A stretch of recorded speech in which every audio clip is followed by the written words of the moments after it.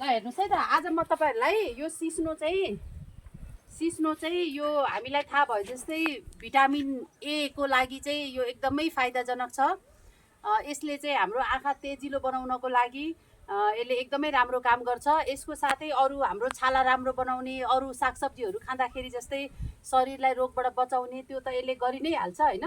यसले मुख्य गरेर चाहिँ आँखा तेजिलो गर्नको लागि चाहिँ एकदमै राम्रो हुन्छ। त्यही भएर यो हरेक उमेरको लागि चाहिँ यो हामीले तपाईँको आफ्नै बारीमा पाउने सित्तैमा पाउने सिस्नुलाई चाहिँ हामीले यो चाहिँ वास्ता नगरेर अमूल्य तरकारीलाई हामीले छोडिरहेका छौँ कि यहाँको सिस्नुलाई छोडेर हामी बजारमा गएर किन्न गइरहेका छौँ। कति सडे गलेको महँगो चिजहरू हामी किन्न गइरहेको छौँ। त्यही भएर तपाईँहरूले आफ्नो बारीमा भएको यो सिस्नुलाई यसको महत्त्वलाई बुझेर चाहिँ सिस्नो टिपेर यसको तरकारी खाने बानी गर्नुपर्छ है। अब सबै घरले चाहिँ यो कम्तीमा पनि 15 दिनमा एकपल्ट त यो तरकारी सिस्नुको साग चाहिँ पकाएर खानु नै पर्छ है।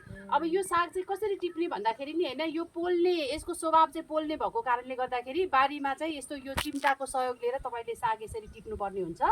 अनि साग टिप्दाखेरि चाहिँ यसको मुन्टा टिप्ने हो है, कलिलो टिप्नुपर्छ। किनभने छिप्पेको टिप्नुभयो भने त पाक्दैन नि त, कलिलो टिप्नुपर्ने हुन्छ र हातमा नपोलोस् भनेर ध्यान दिनुपर्ने हुन्छ। अनि साग टिपेर ल्याइसकेपछि चाहिँ यसलाई तपाईँले यसरी एउटा सुपो वा नाङ्लो वा थालमा खन्याउनुहोस् होइन।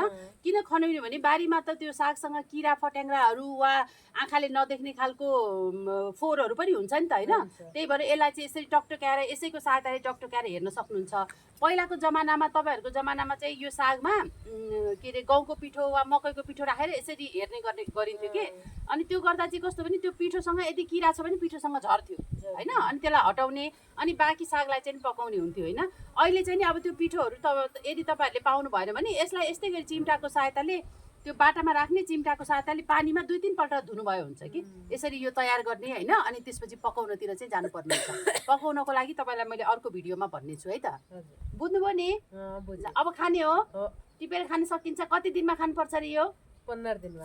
15 दिन, कम्तीमा पनि 15 दिनमा एकपटक है। एकदम मिठो लाग्यो, घरमा तरकारी छैन भने 7 दिनमा एकपल्ट एक हप्तामा खाने भए हो है त। ल धन्यवाद।